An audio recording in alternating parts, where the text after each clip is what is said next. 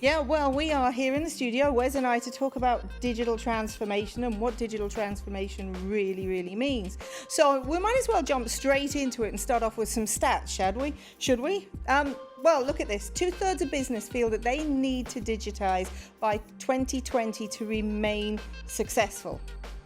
What that means is that within the next 2 months, because here we are in November of 2019, within the next 2 months, then organizations feel as though they need to do something. They need to do something drastic, whether they need to implement a digital technology or a digital infrastructure, or whether they actually need to transform their digital infrastructure. They all feel an urgency, 2/3 of organizations. The sad thing about this is that 60% of CIOs claim to be pursuing digital transformation.